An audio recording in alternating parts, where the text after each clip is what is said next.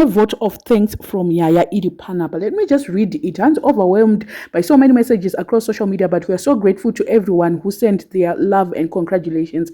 Thank you to everyone who worked tirelessly behind the scenes to make everything a smooth success. From catering, decor, venue, security, media, drivers, MCs, choreographers, bridal team, pastors, guests, hair, makeup, and anyone I might have left out. Much appreciation also to everyone who gifted us some special treats and monetary support as a congratulations to our union. My secret keepers, workmates, colleagues, management, and family, your support was felt, and we are deeply grateful for your overwhelming support. Kumuri yangu itsvaye kwamusanu ndokutendai nekundigamuchira nerudo semurora wenyu. Ndinovimba nenyasha dzaMwari tichava nemakore asingapere murudo nekugarisana zvakanaka. Thank you to everyone who defends our names in rooms we may not be in. The keyboard warriors, may God grant you serenity and overwhelming love. Thank you to the love of my life who chose me and continues to choose me every day with all my imperfections. I yearn to be a better person, and I'm hopeful that through this journey of life, you will guide me when I falter, lift me when I fall, and light my way through the dark days and the battles I don't publish online. To my business associates, we are back to work as soon as I'm back from the honeymoon. Yours with love, Miss Musano. Aiwa, Miss Musano vari kufara zisingatomboite ende havanatomboitawo break nai yekutiwo vari pakuchata kana kuti vari kuita sei. Anoda basa rake. Unonyatsoona kuti munhu wesocial media sure, because akasaonekera futi mari yacho inobva futi musocial media imomomo ndoma inobva. Saka zvinonetsa kungoti munhu wesocial media angozongoti zii pakadai, so anenge achifara akafara even pamaroora anga akabata zvake foni musikana achinyatsoona kuti zviri kuita seiko, vanhu vari kuti chiko mastreets umu achiposta hake achita sei. Musikana haana kuda kutombozvimirira zvese zvekumboti uri muroora unozodai.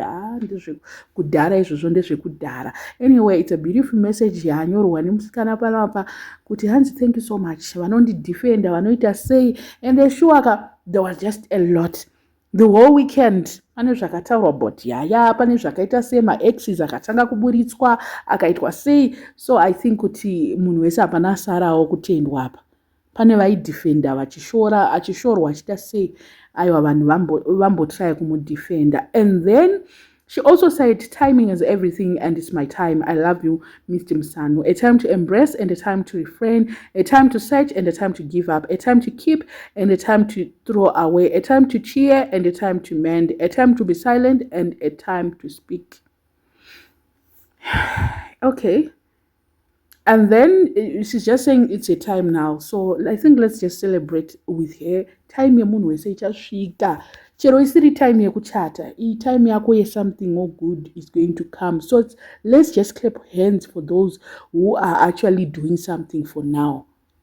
And then murume wacho Walter also posted kuti Genesis 2 verse 23 to 24. The man said, "This is now bone of my bones and flesh of my flesh.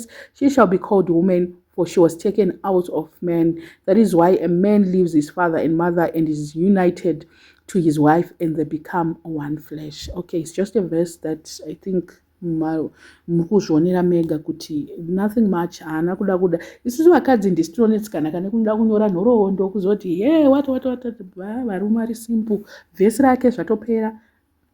Haana zvekumboti family yenyu whatever. Atopedza ipapa ndo zvaatonyora izvozvo.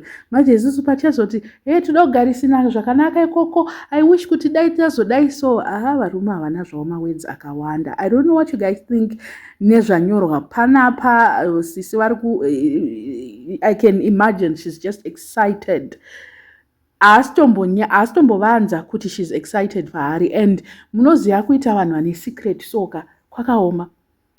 Vanhu vane secret, imagine kuti wedding yanyatsoita smooth kunge dai dziri dzimwe tinenge takaudziridzwa kudhara kuti zvakazodai zvichadai zvisati zvatomboitika. Panenge patoita noise, but musikana timu yaanoshanda naye ndaiomberera maoko kudai kuti ane vanhu vane secret, kwete ishoma. Vanhu vacho vakagona kusada kufumura hapwa.